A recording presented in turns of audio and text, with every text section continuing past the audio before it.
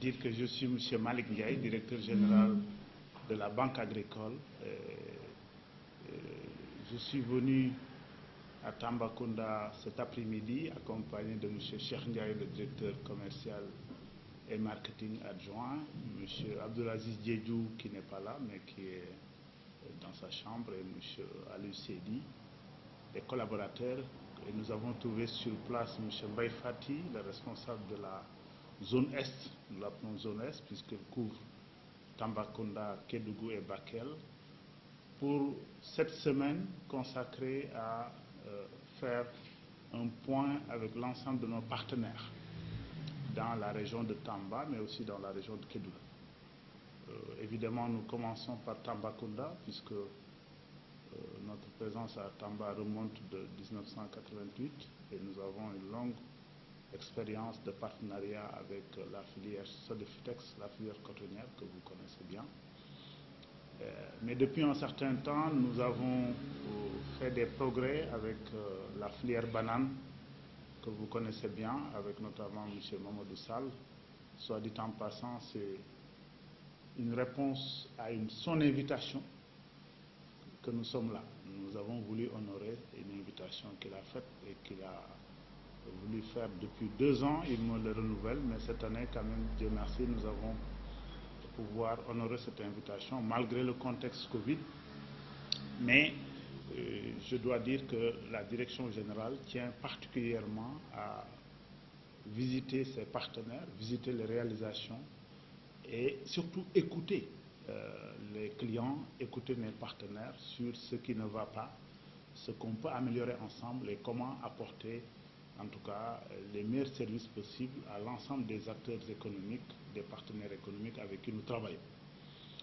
Donc, comme je l'ai indiqué tout à l'heure, nous avons fait un programme avec M. Mbaye Fati qui tourne autour de visites d'exploitation, de visites de partenaires, d'échanges avec les acteurs. Et pour cela, nous avons bien entendu réservé 2 jours pour Tambacounda et nous travaillerons aussi pour faire des sauts aussi bien à Kédougou qu'à Bakel.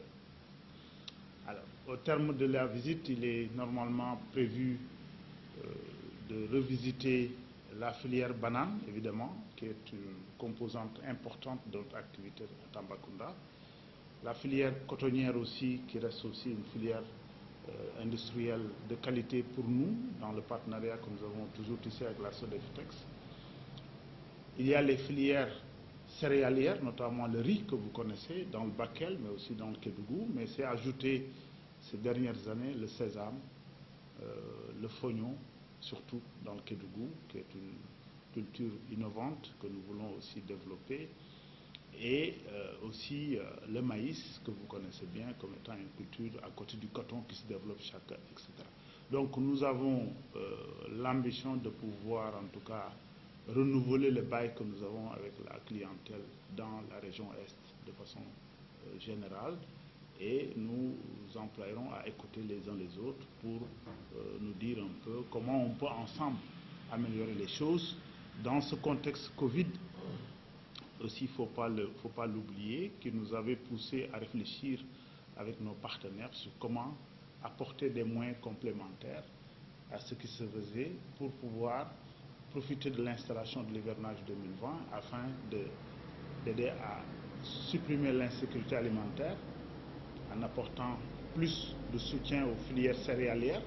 C'est ça qui a amené justement l'incorporation, en tout cas l'introduction ou le fort soutien que nous avons fait pour le fognon en relation avec l'Agence française de développement, le maïs et aussi l'ensemble des filières sur lesquelles nous travaillons jusque-là. Donc ce contexte-là, il est spécifique, mais nous avons cherché à l'exploiter comme une opportunité. Donc lutter contre l'insécurité alimentaire, mais aussi créer les conditions pour que déjà à la fin de l'année 2020, au dernier trimestre, que les premières récoltes puissent permettre de pouvoir, à travers la commercialisation, de relancer la machine économique, la macroéconomie. C'est extrêmement important de faire le lien entre l'activité agricole et, disons, les perspectives de relance et de reprise au plan macroéconomique. Nous avons fortement pesé de notre, en tout cas, poids pour que nous puissions obtenir à l'échelle nationale, bien entendu, des volumes de financement plus conséquents pour accompagner le secteur primaire, dont on sait qu'il est le moteur de la croissance économique au Sénégal. Donc voilà en gros les objectifs de la visite. Nous pensons que c'est une belle opportunité que nous avons cette semaine justement d'être avec les acteurs économiques de la région de Tambacounda et de Kédougou.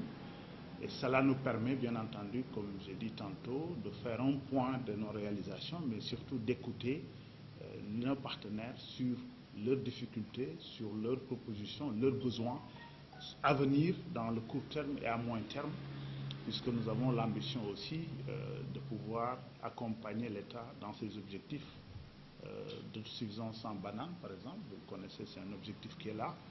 Mais aussi sur l'autosuffisance en riz, vous le savez aussi, ça reste un objectif. Nous allons visiter les casiers de Bakel, mais aussi nous allons travailler dans le Kédougou. Et aussi, bien entendu, la nécessité d'augmenter sensiblement les productions arachidières. Et comme je dis tantôt, tout le temps, les productions que nous faisons sont encore faibles. Il nous faut booster la production agricole au Sénégal. Toutes filières confondues, que ce soit le coton aussi, qui est aujourd'hui, qui a besoin d'être relancé et sur lequel nous travaillons avec la Sodeftex et les autorités en charge de cette filière. Et nous avons bon espoir qu'avec cette pluviométrie, qui a un profil hivernage assez intéressant, que le coton pourrait revenir en tout cas aux meilleures années de sa production. Et souhaitons simplement que le prix à l'international suive, puisque malheureusement on a constaté une chute du prix du coton à l'international avec donc la pandémie et la baisse aussi donc sur les marchés du coton. Donc voilà en gros en tout cas les raisons pour lesquelles nous sommes là. C'est tout à fait naturel que nous sommes là, mais je dois aussi me réjouir de la forte implication de vous-même en tant qu'homme de communication de la presse. Nous avons suivi avec Mbaye Fati depuis 2-3 jours déjà les insertions qui ont commencé à se faire. Et nous avons aussi validé avec lui un programme sur lequel je pense qu'il doit essayer d'expliquer un peu tantôt. Mais je pense que c'est à votre honneur puisque votre rôle est important dans la société. C'est vous qui relayez l'actualité dans toutes ses formes, tous les jours. Et ça aussi contribue, je crois, à élever un peu le niveau, en tout cas, d'attente des populations. Et dans tous les compartiments de la vie économique, nous avons besoin de communiquer, nous avons besoin de partager ce qui se fait à l'échelle locale comme à l'échelle nationale. Et vous êtes en train de le faire et je voudrais me féliciter de cela.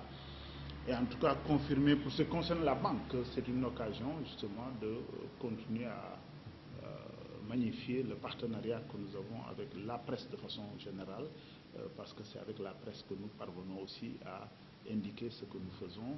Et beaucoup d'entre vos collègues d'ici ou de Dakar travaillent bien sûr avec nous et nous sommes aussi heureux de vous recevoir et d'être avec vous durant ces 5 jours à l'effet de couvrir l'événement et de partager justement les résultats de cette tournée avec l'ensemble des populations sénégalaises.